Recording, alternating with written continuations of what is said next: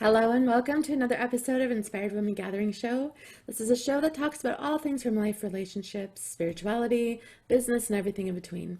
Women are so inspiring, living through their stories, finding resilience, resourcefulness, tenacity, and powerful movements that we make in the world. I love connecting and having deep conversations, sharing with you the women I am so blessed to know and who inspire me, especially as we navigate through this deep unknowing in our world today. My name is Dixie Bennett, and I'm your host, and I'm a soulful woman and wealth coach and healer, helping heart-centered entrepreneurial women heal their self-worth, embody their soul purpose, and create sustainable business with heart. And I created this platform to highlight the most amazing women that I come across and come into connection with, learn from, and so much more. So today, I am super excited to introduce you to one of my soul sisters, mentors, friends, teacher, healer, all of those juicy things. And I just can't wait for you to enjoy her energy. And our topic today is flowing with the tides of life. Gillian is an international soul coaching trainer, Feng Shui Master, energy healer, priestess, Hearth Witch, and is a midwife to wisdom. She dwells in a world of enchantment and has an innate ability to unleash one's own soul's magic. It is Gillian's calling to support one in remembering their ancient wisdom and connect with their mystical tools. Thank you so much and welcome, Gillian. So tell me a little bit more. I love the yurt and I love the story of the yurt. So tell me how you came into connection and raising a yurt on your land. Well, it was that. My home is a big part of who I am, and keeping the vibration high and is really important, and keeping a safe space for my family is important.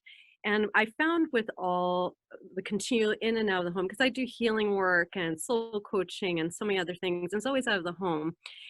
It just got a little too much, I found, on the family. So I'm like, well, I love working at home, and what can I do? And I like the idea of a roundhouse or a teepee or something. And I did a lot of research, but I fell upon a yurt. I'm like, oh, where can I get one of these? Because it's perfect. I love the feeling, the circle creates equality and balance, and it's still at my home, but it's just for this. I never have to clear it because this space is only for that healing, for ceremony, ritual. It's for us women to sink into. It's like a womb space, and it's just delicious, and you don't want to leave. And so it radiates that energy. It soaks it in. It's its own entity kind of feel, and it's just made our lives a lot easier. Mine especially. Hours in the yurt. I love the yurt. Thank you for bringing the yurt onto the camera. I just love the space there. It's so sacred. And Gillian has the most magical and amazing property. I love the labyrinth that you have, the chickens, it's a very eclectic home, and Gillian has a lot of really cool, inspiring artifacts, I guess you could call them. Well, it is, you know what, my inspiration, I took interior decorating. I'm very eclectic in what I like to, I soak in knowledge whenever I can. And, I had it very traditional, like with the taupes, and it was move-in ready or sell ready. You always want to be ready if you want to sell it, kind of thing. And one day it just dawned on me, what am I ready for? I'm always ready to leave. No, I need to make this me and sink into it. So my vibe was, I wanted people to walk in and, can I swear? I wanted people to walk in and walk into my house and say, WTF, and then pause and look around. Yeah. And then say, but I like it. Oh, I'm in love with your house. I love every room.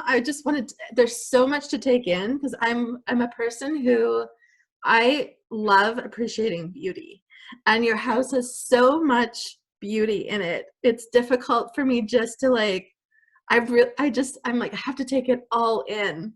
And it's not something to be rushed through. And every time I go through your rooms, I see something more, right? Yes, oh, that old thing. Someone's always saying, oh, that's new. I'm like, ooh, no, it's been there for a while. It takes a while to soak everything in. But I love the Uh, stories. I love the purposefulness, I think, and that's something that you're very gifted in is Feng Shui. I know that we've had lots of conversations about Feng Shui and how you Feng Shuied your home. Um, Tell me a little bit. I want to go back. So tell me a little bit about how did these gifts awaken in you? At what age did you recognize that maybe you had some different awareness or different gifts? well, you know, you mentioned this question before to me before, and I struggled with it. I never really thought about it as gifts or it's just who I've always been. But one thing that's always been a constant in my life is actually never fitting in Mm-hmm. from day one. I mean, I am a product of two very loving people. My parents have been married for 50 years, and they are an interracial marriage. And in the 70s, it wasn't the most popular thing to do, or it was kind of uncommon. So ooh, what about these kids who are coming out of these two beautiful souls? They're going to be so confused. So no one ever really knew where to put us. There was no box to put us in, and still people struggle with it because I look so different. My mom's of African descent. I'm fifth generation Canadian, but my mom's African descent. My dad has Scottish roots. He's very white, and there's me. There's other mixed elements in there from a Native American and other things. I'm very blended. So people never knew where to put me, and I never knew where to put myself. Right. Long story short, I did whatever I could to fit in when I was younger. I didn't like standing out, but I obviously couldn't help it. I did no matter what because I went to a very predominantly white school, my Mm. brother and I. So we stood out, and then they didn't know where to put us because my two different colored parents. And I learned to be very quiet, which is sort of funny because I'm not a quiet person, as you know, Dixie. That's what I I'm know very of. vocal and expressive in my home, right? But I Yeah. was very quiet, and I did my best not to stand out any more than I had to because Mm. I didn't like that kind of attention because the attention I received wasn't always positive. Right. Growing up's hard for all kids, anyways, isn't it? But I Mhm. had that extra kind of specialness to myself. So I did what I could to fit in. Fast forward, no matter what I did, I never did fully fit in. And and it brings well, there's two major points here, two stories. I don't know if they're points, but there's two stories Mhm. to this that really help define who I am and how I am in life. So what I learned at a young age is that no matter what I did, it was never enough and I will never fit in. Mm. All these people would already have a preconceived idea of who I was just by how I looked. And I still get that now. People still ask me, oh, where are you from? They don't know where to put me. What box can they put me in? Yeah. And it's good. And it's worked out for me. And so I learned that I couldn't make other people happy. I had to make myself happy. I had to make myself fit in with me, Right. and not be Mhm. quiet in the corner where I'm suffocating because that's not who I am. So I Mm-mm. chose to just be who I was. And how I discovered to really find how I found that voice was I was in elementary school or beginning of junior high, and I can't remember how old I was, but there was a group of girls I hung out with, and they sort of let me hang out with them. And one time they invited me over and I'm hanging in the room. We're talking about boys, all those boy bands like New Kids on the Block and all those good things. Oh my gosh, Joey McIntyre. And I felt like I was part of this group. And they're like, oh, let's do a makeover on Jill. I'm like, oh, that'd be great. I would love that. That'd be fantastic. I never got attention, only negative usually. And I was just soaking it in. They were doing my hair and touching me, and I felt so good. And I felt like I was part of the group. And then all of a sudden they started laughing Mm. and laughing. And I knew that they weren't laughing with me, they were laughing at me. And it wasn't a makeover, it was a make under. Mm. And to top it off, they put a nylon over my head, which is very humiliating. And I how I was I wanted to fit in, and I laughed with them, and oh, haha, this is great. You girls are so funny, da, da, da, da. I Mm-hmm. left smiling, and I walked out that house and walked down the street. This is where we used to walk in the old days, walking Mm-hmm. Yeah. long distances to our homes. Mm-hmm. And I had a lot of time to think, and I cried, and I cried. And then I got mad. I Mm-hmm. got so mad. Something lit up within me, and I got mad at myself for letting them to do that to me. Mm-hmm. I, in that moment, decided I will never let anyone make fun of me. And if they did, what's that thing? They rue the day. And from that day on, I was a new person. I started using my voice. I looked people dead in the eye and changed my voice when I meant something. And yeah, it just, and that's how I carry my life. So I own my difference, Mm-hmm. and I sink into it, and I love how I'm not perfect, and it's just it's put me in alignment with life, and things just seem to be more at ease because I'm not fighting anything. It is what it is, kind of thing. Mm-hmm. I don't know what made me me, but that was a big part of it. Yeah, no, well, that's huge and such a powerful story because it doesn't really matter, the color, I just love people. I love everybody. I think everyone is just so beautiful. Right? And Yeah. I have such a hard time understanding, and I always felt that way too being younger because I didn't fit. I didn't fit at church. I didn't fit at home. I didn't fit in the community. And it's just that whole um, previous conversation was seeing uniqueness, right? So it's about I just can't understand why we can't appreciate seeing the beauty within everybody, and why do we need to be cookie cutters of each other? Like, I just don't understand that. The whole It's Stepford boring. Wife approach is just like, Yeah. Exhausting. Who can keep up with that right? perfection? I have Oh, to keep up with that perfection. Oh my gosh. I saw a video. Oh my God, this was so funny. One of my friends sent it to me on I don't know, Facebook or whatever. And it was this girl who was crying, and she's just like, I've got, I've had this awakening or this realization where I don't, you know, men don't want me because of my fake hair, fake nails, fake whatever. They want a farmer. They want a farmer. They want a woman who can pluck chickens and gut a fish and, take care of herself and be resourceful. She's like, 2020 is the year of the farmers. I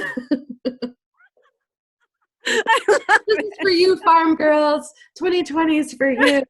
Woo! I It's don't know if like, I'm a farm girl, but I like to get dirty. well, but you have aspects of it. Like, that's the thing I love about you, is that you have this, you make spirituality is not this, oh, meditate and it's all positive and happy. I mean, I love, how you pull the shovel out and you dig stuff out and you're making stuff work, and you show the behind the scenes of the preparation that you do. But you also live. I love that you live in the messiness. I love that you live in the purity and the joy and the peacefulness. I love how you show and live and weave together all parts of yourself. And to me, I'm just like, I just adore you on so many levels. Oh, oh, I But love you. you're my You keep teacher and talking you're my about mentor. it.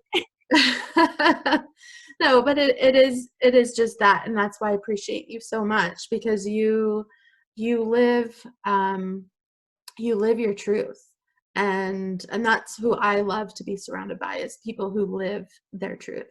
So thank you for that. Well, thank you. And I find I'm forever a student, and I'm always honored that people would come thinking that they're going to gain something from me, where really I'm gaining from them. Because I have always surrounded by the most well-grounded, wise women, and I'm forever learning, and I'm grateful for that. Mm-hmm. This opportunity to be surrounded by such wisdom and beauty and women that come for me to learn from. I mean, yeah, it's a gift. Yeah. I think that's all we are. We're just, I am forever a student. I have always said that, and I will always say that. And I always tell my clients too, I'm like, please don't put me on a pedestal. I've had, some clients come and put me, they're like, you're like my God. I look up to you. You're on my altar. And I'm just like, please take me off. Well, I find it's a dangerous place to be because, you have farther to fall. Mm, And, you know, then when we start feeling that, oh yeah, I know everything, and that's, mm, well, and that's where you lose your, I don't know, not influence, but your light, your way to inspire others, because yeah. then there's that judgment in there, right? Mm-hmm. You lose somebody, your children, your clients, whoever, the moment that you judge them, Mm-hmm. or where you know more than them. Where I like to go in and say, I know nothing, then I Mm-hmm. have nothing to lose. And then people are like, ooh, I can't believe I learned something from that woman because she said she knew nothing. So they go in with, I like to go in low expectations, then they only have, so you have only up to go up. I love that. Well, you do that extremely well. I think, well, and one of the pieces I really admire about you too is the playfulness. Like you really do bring in a lot of playfulness. Have you always been playful that way, or at what point did you start bringing in more of this, even just awakening to being more spiritual, where you just started diving into learnings or teachings? Like, who was your first teacher, and how did that come about? Oh, that was, oh, when that, what would it be?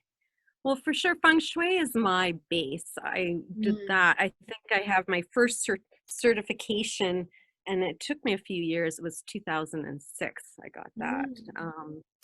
So And that was my what real. drew you into feng shui? What was it about it that drew you in? Well, I was pregnant with my daughter, and I was unhappy in my marriage, and we had a sick home. Mm, And there was one of those community newsletters. So I was already a stay-at-home mom, pregnant, because I was on maternity leave. It was near the end of my pregnancy, and I found a article on feng shui. So mm, my daughter's 19 now, 18, 19. So it's been a while. mm. And I found an article on feng shui, and I called it feng shui. I'm like, ooh, what is this feng shui that brings happiness and balance Right. to your home? I need that, right? I had no idea what it was, but Mhm, I knew I needed it. And that just changed my life. So that started with Deborah Ford, and she is a fantastic mhm, teacher, and she mhm, transformed my life. She brought everything that I already kind of knew. I was very intuitive always as a child. I just know people. I knew how to read people. I can mhm. smell it on them. If my Yeah, nose, I see something smells off, you listen. right. you know. So I always had that, but it just brought everything home to me. And for me, home is really important. Your Mm, home here, mhm. and then your home just here. This is the nucleus of of your world, right? Right here is where we create Yeah. everything. Mhm, Home. It is not outside. It's your home is part of you, and just as this is. So she transformed my life, and it just took off. And I'm one of those people. I'm bored. I get bored easily. I'm a squirrel. That's why I have my notes here too to try and keep focused, so making sense. But I get easily distracted, and I'm like, oh, shiny thing over there. So feng shui led me to teachings from. I went to New Mexico, where we wore bindi dots and stared into each other's souls and learned different healing modalities, to soul coaching. That was a oops. Ryan sent me there as a surprise, my husband, because I had her on my vision board because I knew her for space clearing work, mm, and I didn't know what soul coaching was, and then it just led me. And then one day I just, and I've always been a practicing witch. I don't know if we mentioned that, but mhm, forever. I was in the closet for a long time, and then I decided mm, it's time for mama to come out of the closet. mhm. And everyone's like, oh, we're not surprised. So here we are. There's no real defining moment. It's just, yeah, I just sort of follow where my heart is called to. If it feels good, I try it.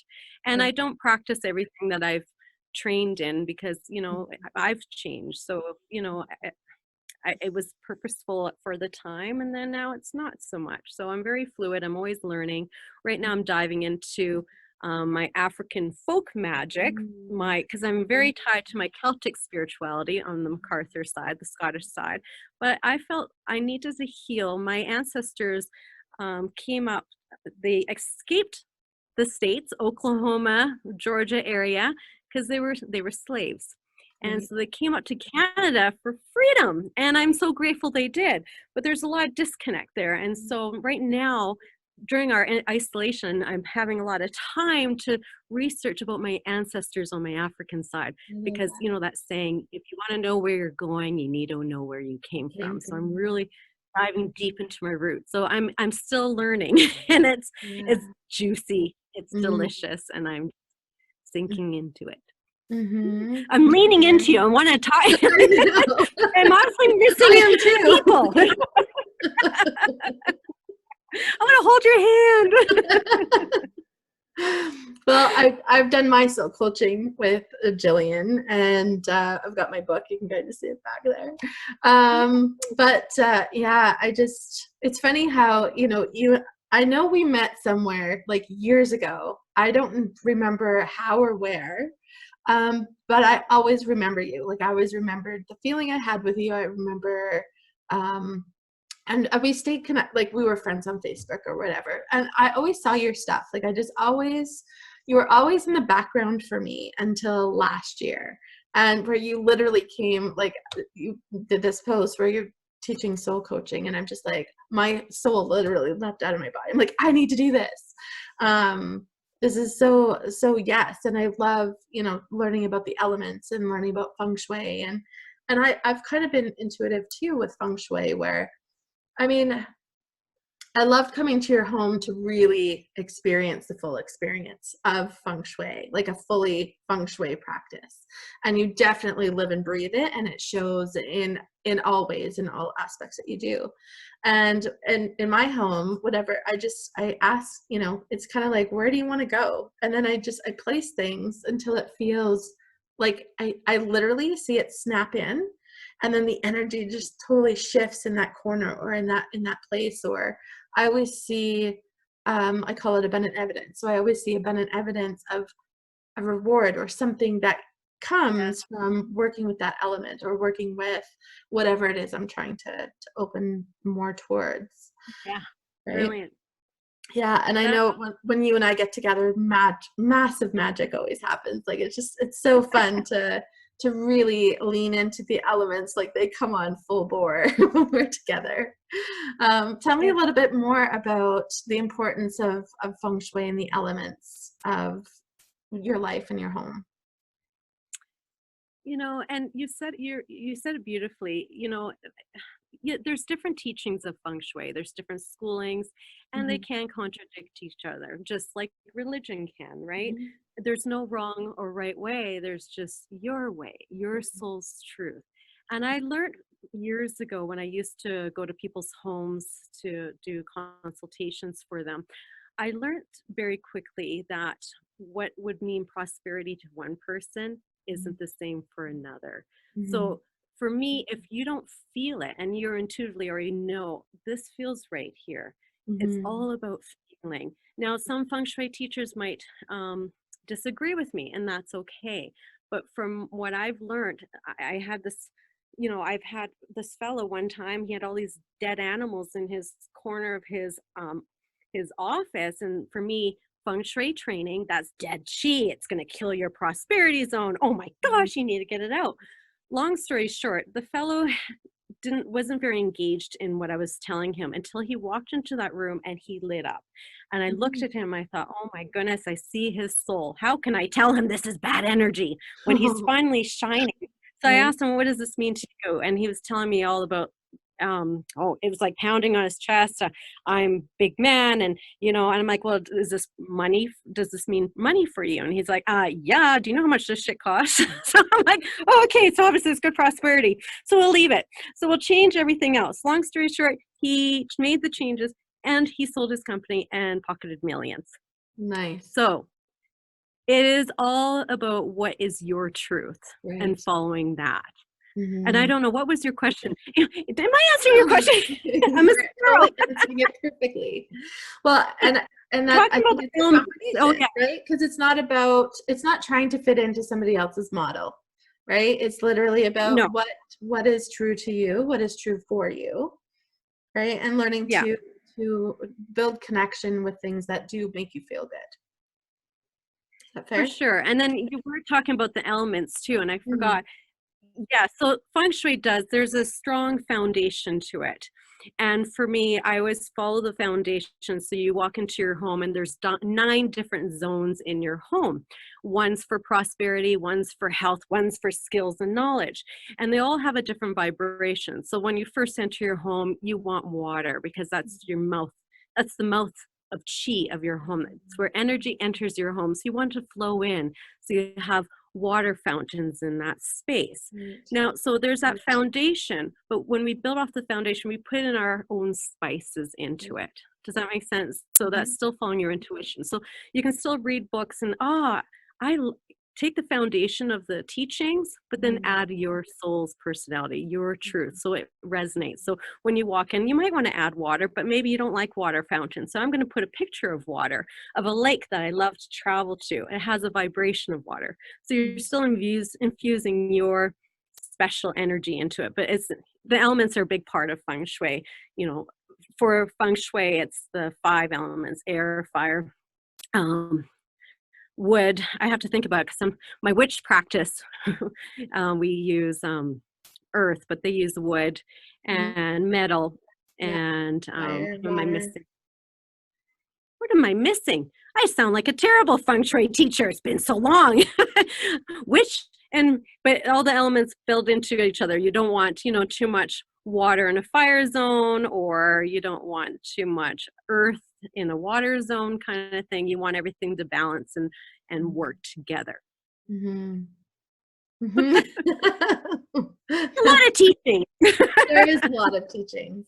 Well, and I love what you said about your home is the mouth, right? It's that flowing, nourishing movement of just flowing into your home. I would definitely. Well, it's how you manifest. Hmm. Your home is the living, breathing manifestation board. It's your vision board. The vision boards, but it's it's a solid thing. It's Here it is. This is metal. And what am I invoking in? Oh, cleansing energy and healing grounding with my Hmm. smoke. But Yeah. you want your home to have the feel. What is your intention? What are you anchoring in? What dreams are you anchoring in the now? So Hmm. it's like a living, breathing vision board kind of thing. I Does love that make that. sense? Yes, absolutely. Well, and I think, I'm still a student of feng shui. I am not a master. I just dabble. I dabble in the awareness of feng shui. Dabbling works too. But I do, when I learn things or I come across something, I'm like, oh, I wonder what happens if I can implement that into my space. But I always learn. There's so much to learn, and I know other feng shui practitioners in my circles as well, and everybody has different views, different experiences, and different ways of expressing it. But I love the way that you bring it all together, which is really nice. So, and I want to kind of shift this conversation to kind of what's happening now, because we've had some really amazing conversations where we talked about, even just what's happening in the world today. And this kind of comes Yeah. back to how can we build the foundation moving forward? Because one of the things that we've talked about is 2019 being the closure of the element of earth. And then Yes. 2020 being the very first year of the next 150 years, I think you shared, or 1,050 years of moving into the Uh, air element. So yes. tell me a little bit about your perspective about what does it mean to leave the element of earth, and how does that show up in our world to bringing in this new element of air, and what that means moving forward. Yeah. So, I'm not an astrologer or anything, but I have some really wise astrologers that surround me. And I just listen to things that, that one, I better listen to that one. Yeah. And I was doing a little research because I was had a group for entering at New Beginnings, January. We were all doing that. Yay, New Year. Mhm. And I just had a sense, whew, this is not going to be an easy transition, you know. And so the whole workshop was about just tools to get you through this transition. So when we entered 2020, we had left an earth vibration. It was an earth vibration since don't quote me on it, I think 1802 or something like that, but it was a long time. And, you know, there's a lot of positives in that, a lot of growth from the earth vibration. And then when we entered 2020, we entered an air vibration, and it's going to be an air vibration until 2159, I think. Again, don't quote me on it, we'll have to Google it, but it's a long time. Those are two very different energies. One's heavier, obviously, and one's lighter. You know, one's all about materialistic, which is, again, a gift in itself. But the other one's about knowledge and, it's clarity, new beginnings. It's about balance. So here we are in what would be called the greatest equalizer, because we're all in it together, aren't we? And yeah, so it's not going to be an easy transition, but it's going to be powerful. It's going to be one of, like, well, great knowledge, but abundance too. So right now what we're doing is so important that we set a solid foundation, because it's a brand new energy. So what you do right now really matters. That get very clear on what you want to invite into your life. Get very clear what you don't want in your life. Let go of that heaviness. This is a time to release some of that earth vibration, that energy. So that could be people, it can be teachings that no longer serve you, it can be your home. Clean your home, clear it out. I can't even tell you. This is my life. Feng Shui is my life. Clear your home. Let it go. And only have things that represent who you are right now, right? Don't hang on to that gift that someone gave you, and just because you want to be nice. No, if it makes you feel blah, throw it out. They don't know. That's what a gift's for. They're supposed to let it go, and you decide what you do with it. Or Clothes, give it. right? Clothes of, you know, that you think you might like to keep for later. Wear what you love. Yeah. Yeah. So it's going to be a bumpy ride. So it's important to keep some kind of practice for yourself, some kind of routine. Like, I'm forever space clearing my home, but I'm also doing things that feed my soul, and that's learning new ideas. That's re-looking at old teachings. For me, I even love watching crappy TV and having a whiskey or two.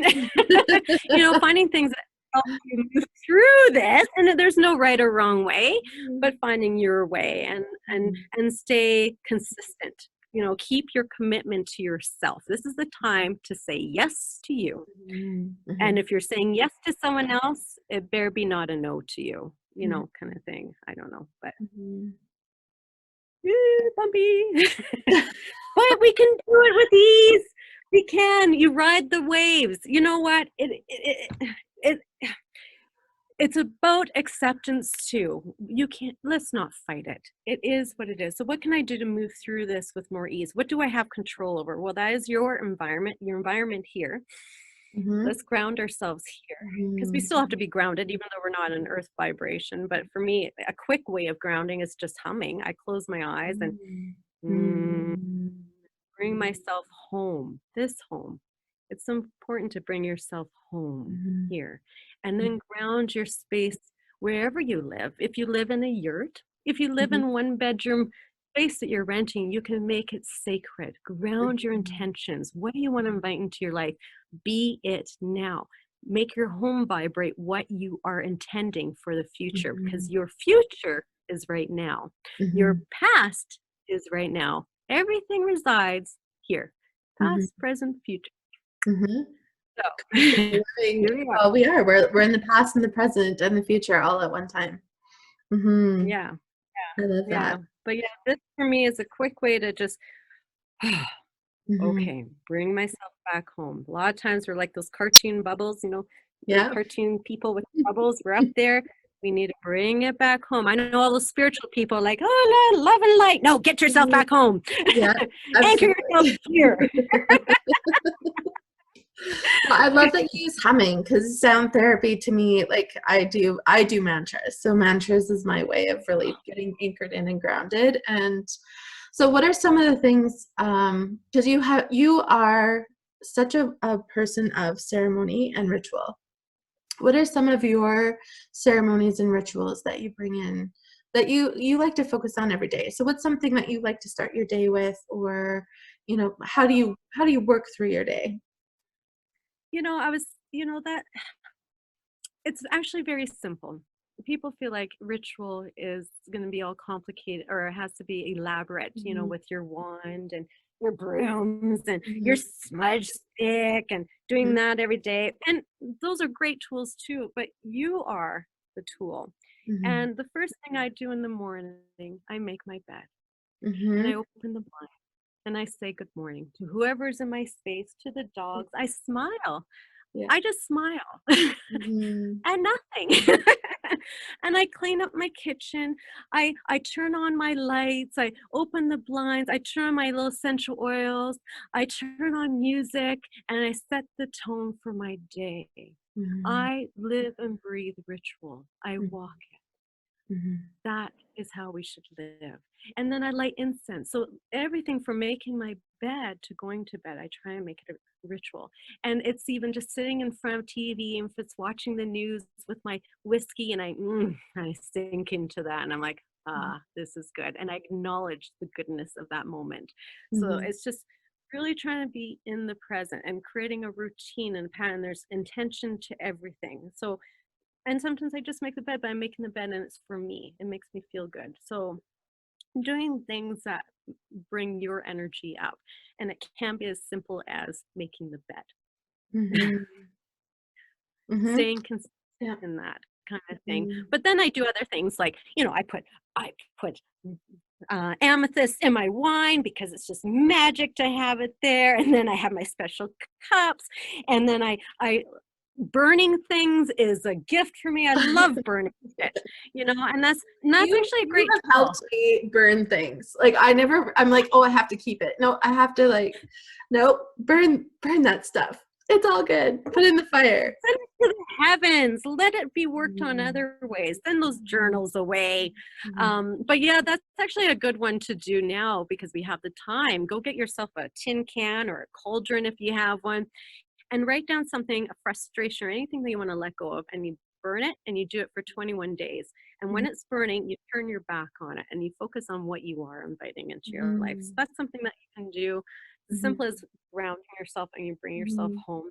Now mhm, that it's getting warmer out, open your windows. Let mhm, new energy enter your space. Are you kidding mhm, me? Hello. mhm, It's putting essential oils on your feet. And what do you want to mhm. feel today? You're feeling a little, you want to feel a little sexy today? Well, put a I little love that. cinnamon on for passion. I Mhm. don't. It's just invoke play. How can we play Yeah. with life? Yes. Yeah. How can we play with life? Yeah, that's the magic. That's the truth. I love that. I do all of it. I've got sound therapy. I've got my essential oils. I put my essential oils on always before I go to bed. Even I have certain ones I put on in the morning, and then I have other ones that I put on at night. Yeah.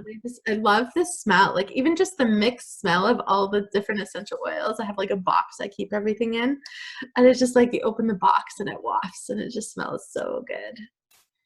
And that's another form of that's a ritual right there. And it Mhm. just what am I invoking today? And Mhm. and yeah, it adds an extra pizzazz to the air.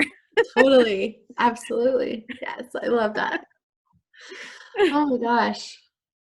I'm like, "Oh, I so wish I was in the yurt right now." Well, I am. I'm energetically in the yurt right now. You are. You are. The yurt is sick of me. It's missing people. Oh, I'm sure it is. I have no doubt. Well, we're coming. We'll be coming back soon. Can't wait for that Might experience. have to have a big sleepover. Yeah, big party. That's what I'm feeling right now. I'm Yeah, in. yeah, I'm in too. Ooh. So tell me a little bit more about, I know you do Celtic, like you have so many different aspects that you kind of mesh and bring into everything. At what point did you kind of recognize? I know you said that you were, you've always known that you were doing, had witch aspects. This is new to me. Like I have to, this is still a new area that I really know nothing about. Um, Mm. but it's how did you, or what kind of things were you doing at a young age? Or were you just coming across things that were just kind of intriguing or interesting? Or did you know that they held energy for you? I don't know. I know I've always been this way, except for when I was trying to fit in, I was just holding everything in and then I was Mm-hmm. suffocating. And then once I let it out, holy sweet Jeebus, it hasn't Mm-hmm. stopped. I'm Great. still You're still releasing. pouring it out. I Um, know, I see it. I see it. But was there, I just like, always, was there somebody, like like, did somebody help that you awaken that in yourself? Or like, I'm curious no, to know, at what point did I, you know that you were it's doing something different? Well, just who I am. Yeah. I mean, now it's very popular. And now it's everybody's a witch or doing something Mm-hmm. like this. However, we don't have to look all dark and dark black and nails either. But you can if you want to. But a Mm-hmm. lot of it, a witch for me is a wise woman. It's a healer. You just have an innate ability. I always had a knowing of people. I've never touched wood.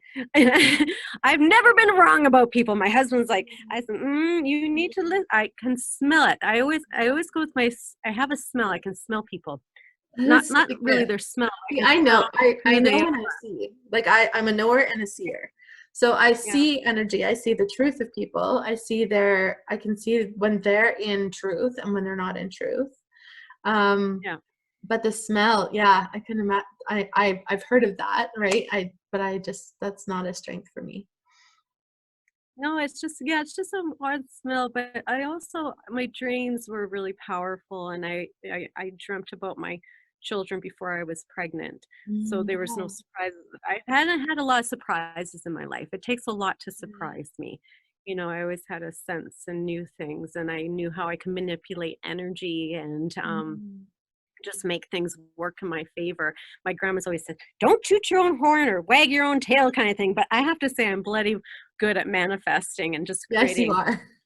reality. Yeah, yeah, and that's just part of my way of being, I guess. Mhm. And then as a But did you priestess, always know that you were a manifester? Like, did you know that you could always move things to come into your favor?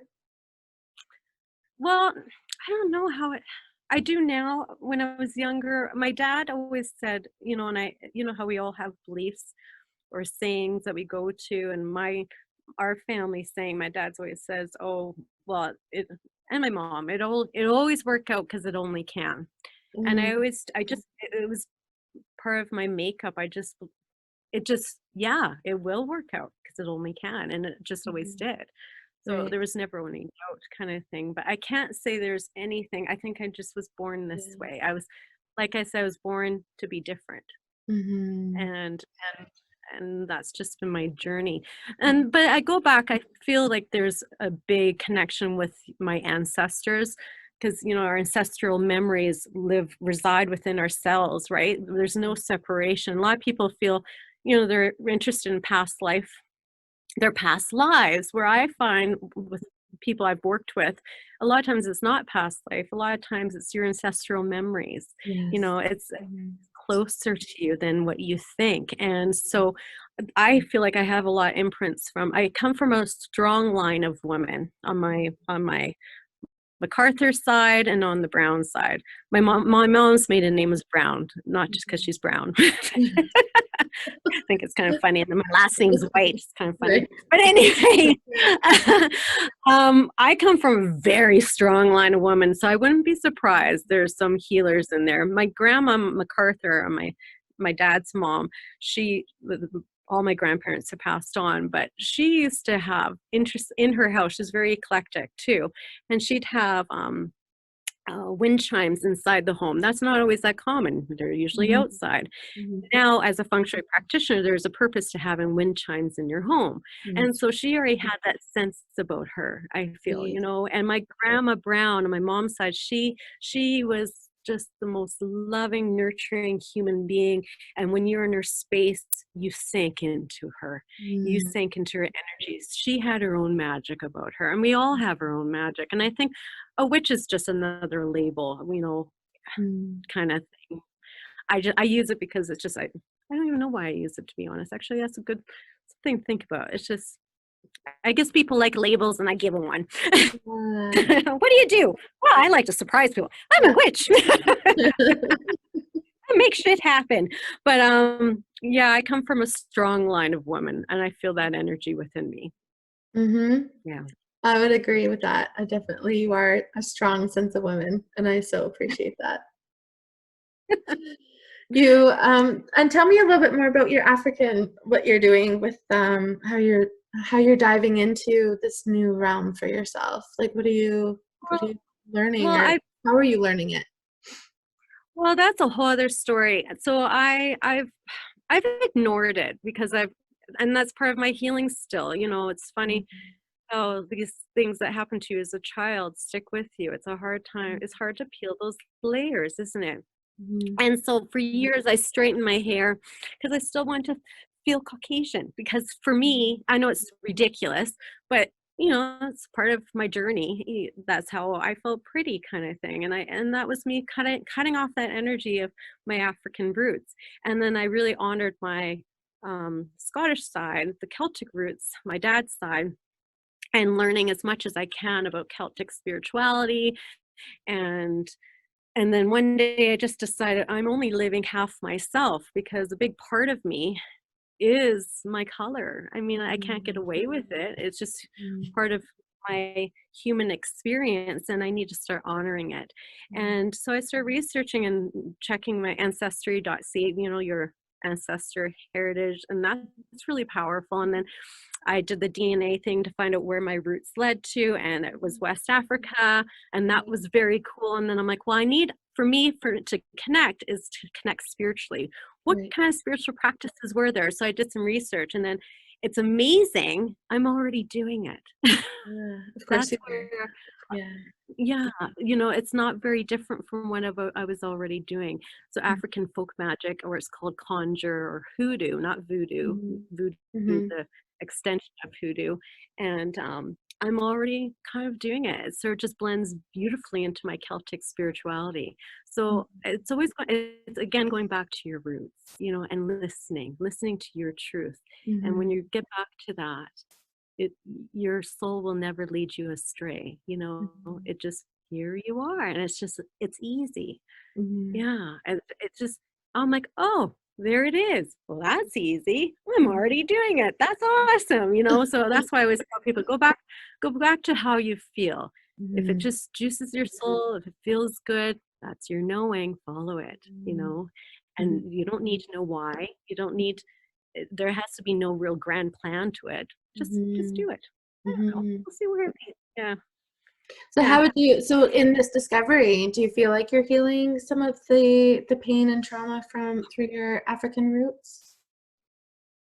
Huge. I really do. There's, you know, and I've been weeping lots. It's quite tragic, you know, and we Mhm. all have. We've all been persecuted. I feel all cultures and Mhm. religions and races. We've all been persecuted at one point. Mhm.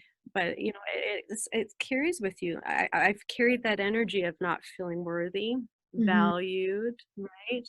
You Mhm. know, it wasn't something that was taught to me by my parents or anything. It Mhm. was passed down to me through Mhm. my ancestors. Was it lineage? Right. Yeah, you Yeah. know, so I feel it falling off. It's been hard. It's been a very, um, you know, it hasn't been the easiest journey looking at the dark, but Mhm. you're not balanced unless you look at all sides of things. So I Mhm. really ignored that part of my heritage. So I've been watching a lot of shows and documentaries on slavery, and yeah, I don't like it. I mean, Mhm. it's a rude awakening thinking, oh my gosh, even though I gave birth to a white child, I did. My Mhm. daughter, Jasmine, she is blonde. I manifested her. I dreamt about being white and blonde for so long, I gave birth to one. it's, so, it's so funny. And, but you know, it's just to know that even though she came out Caucasian, she would still be a slave. Like, Right. wow, to think that I Mhm. could have been a slave because of Mhm. how I look, you know, and it's just, yeah, it's heavy. It's not fun looking at the dark man, but it's worth it. It is freeing, and you get so much power. And I'm like, wow, I come from a strong line of people, and to come up all the way up to this cold ass country and start a whole new life, that takes a lot of courage. And that blood that flows within these veins. So yeah, I am not It's wasting so it. I huge. am, Yeah, I yeah, think very huge. I feel so like I got to meet this lady. I did a podcast like, oh gosh, maybe a year or two ago that was pretty international. And I got people from Kenya, I had people from Zimbabwe, I had people from all over the world, like just lots of different parts reaching out to me, connecting with me and having Oh, discovery sessions and that kind of thing. And this one woman reached out to me who, you know, later lived in Australia, but she came from, as we were talking about her lineage and where she came from, she grew up in Zimbabwe. And she was fourth or fifth generation white wow. from Zimbabwe, who her family from the 1700s, I think, were one of the original, uh, they had, I forget what it was called, where it was the slavery. They were one of the original families and homes that Oh, orchestrated the slavery from oh, Zimbabwe through the rest of the world. yeah. And just the heaviness, because she ran away from her family and went to a different continent, trying, just didn't want to be a part of it. And here she is in this generation living that lineage, and just the family, so to see it from the dark and the white, and it's so big, and it's still here.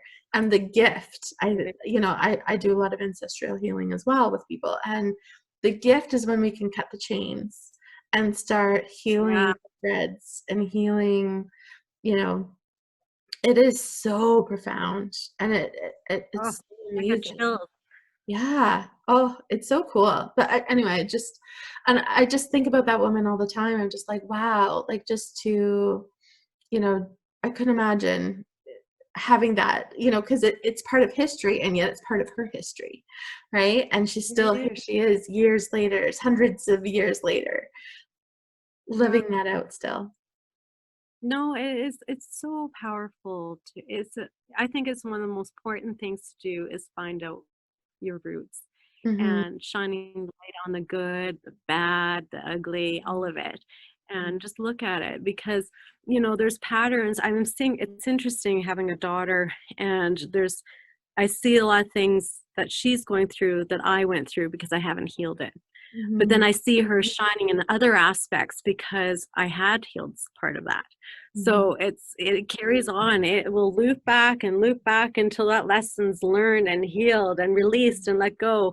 And then it'll get lighter, and it's like a spiral, right? Going up and up. So you look at it higher perspective each time. Mm-hmm. Yeah, until it's fully Until it's fully released, gone. and Mm-hmm. yeah, and then we don't have to pass that shit on anymore. Oh, I'm Mm-hmm. still swearing. It's all You're late now. good. It's all good. Well, and I know one of the things that you always do, you weave prayers, and I find it interesting even for myself, because I grew up in a fairly religious family, and Sunday church was important, and great grandparents that were very religious, and Someone snuck in. Out you go. um, and tell me a little bit more. So with prayer, like I was resistant to prayer for a long time, and then I came into meditation, and I do, to me my mantras are a way of prayer, but I also I have a story, about prayer. um, I was actually working with I was invited into this these people called me out of the blue. Didn't know who they were.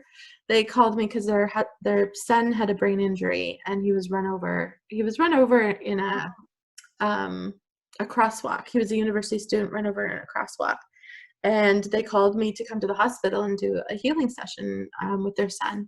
And she said, we're very religious.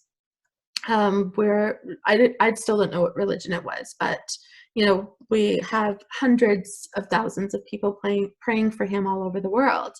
And while you're doing your healing session with him, do you mind if my daughter and I sit in prayer?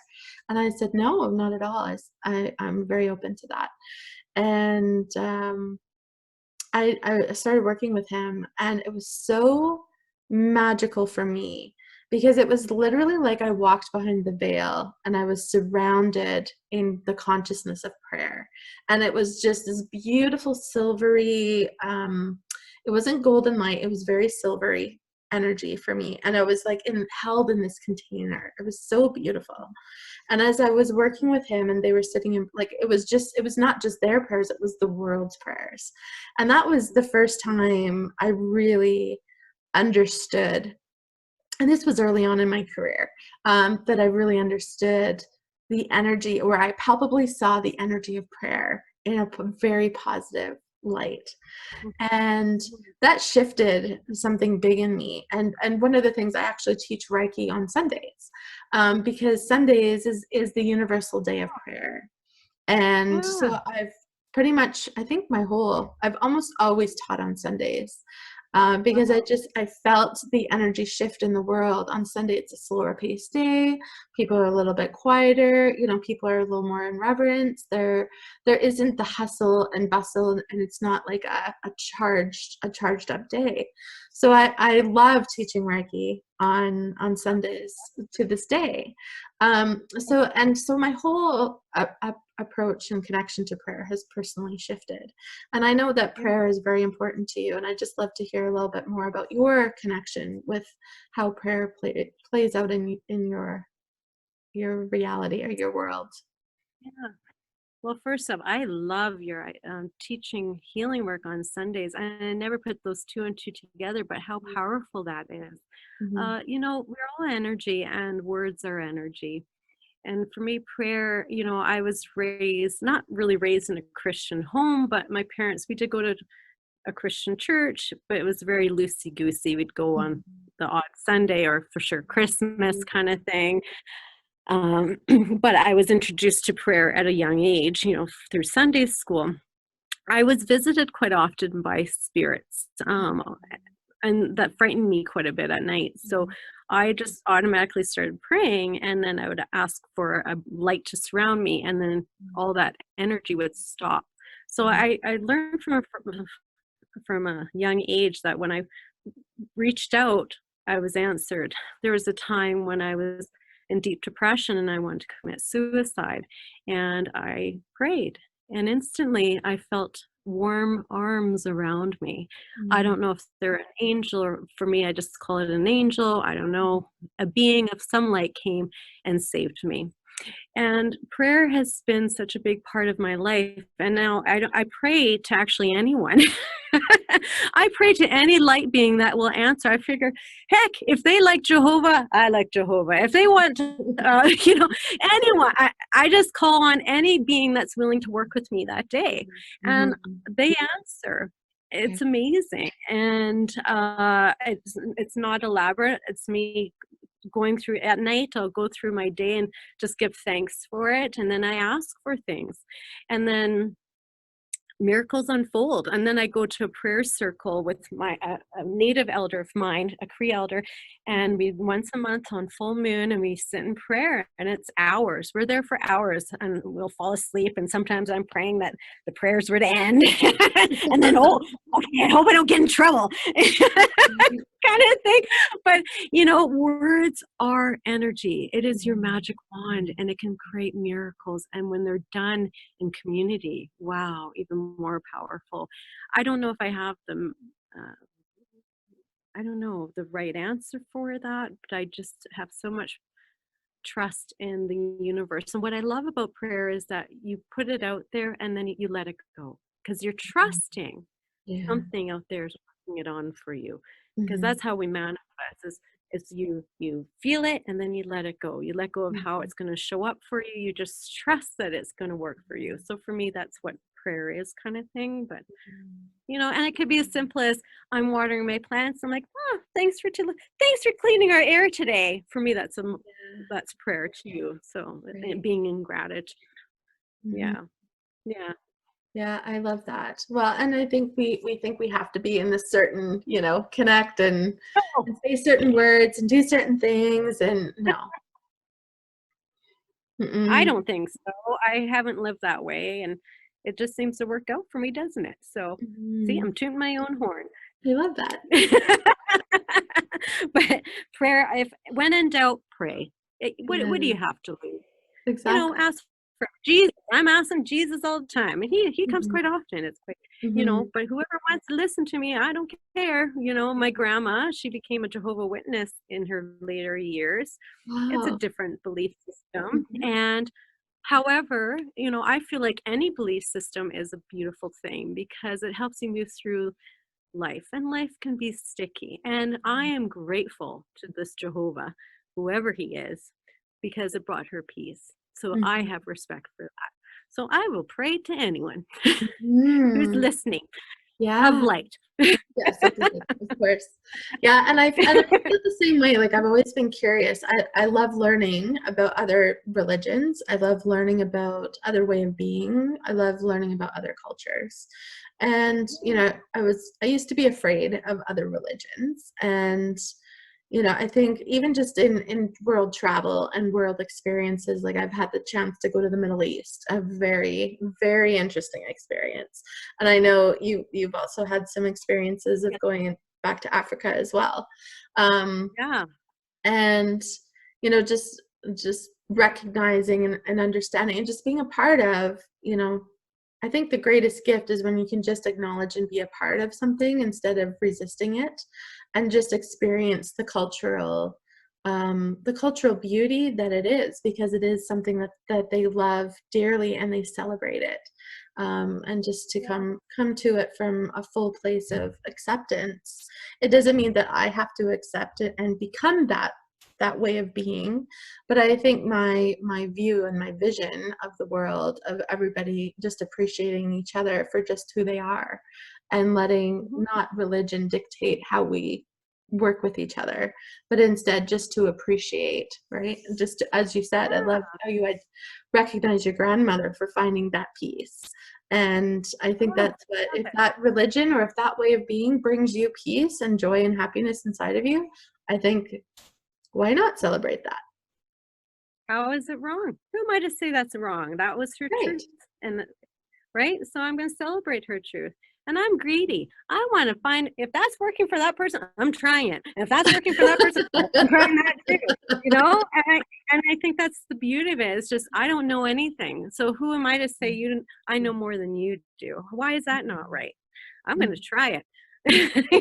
And then if I don't, and then now I can say that didn't work for It me didn't because work I for know me. I tried it, Right. right? And it wasn't Yeah. for me. You don't Yeah. know unless you try, Yeah. right? I love it. Leading life through curiosity. I love that. Yeah. Oh, that's great. I love that. So Hmm. we're just coming to the end of our time. Do you have anything else that you'd like to wrap up with or share? Any insights or wisdom? Well, I had a quote.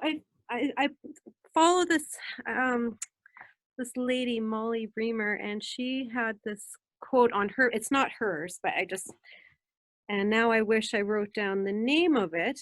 I didn't, or did I? Let me see if I have it in here somewhere. But I want to read it because I thought it really correlates. I can send it to you later, the Mhm. author of it, actually. But I'll just read this if that's okay. Mhm. Yes, for sure. Sure resonates with what we're going through right now. Thank you. All right.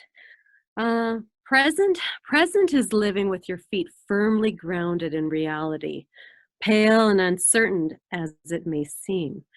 Present is choosing to believe that your own life is worth investing deeply in, instead of waiting for some rare miracle or fairy tale. Mm. Present means we understand that the here and now is sacred, sacramental, threaded through the divinity, even in its plainness, especially in its plainness. Sink deeply into the world as it stands. Breathe in the smell of rain and the sound of leaves as they scrape across the driveways on windy nights.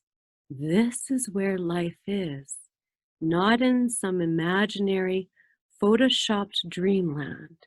here, now, you just as you are, me just as I am, this world just as it is. This is the good stuff. This is the best stuff there is. Perfect has nothing on truly, completely, wide-eyed, open-souled present. And so it is. And so it is. Isn't that juicy? I'll find Yeah. the author. So Please do. Yes, I would love for you to share that with me too. That would be amazing. I will. Yeah. Yes, I love your voice. I love, you should be like a professional story reader. I had a friend, she's like, Jill, I don't know if this is appropriate. When you're doing your meditations, I get turned on. I'm like, oh my God. Okay. I love the melodic. You have a very melodic voice, the melody of your voice. And it's just I love the cadence and it's very powerful. Thank you. Thank you, thank you, thank you. Well, as always, I so enjoy our time together. Thank you so much for your time, your wisdom, and your energy. And I appreciate you on all levels, and just appreciate all of our time together. And I'm so excited to share you out with the world as well. So to our viewers, thank you for watching. I hope you found some value. And again, I would just love for you to share, comment, share it out into the world, and just allow us to be part of your community, extend us into your community. And as we continue to bring hope, light, and love to the world, just keep the happiness moving. So until next time, abundant love. Thank you for coming.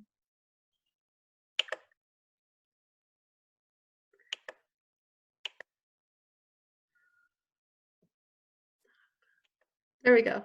Still recording. Well, that was good. Oh wait, it's still recording.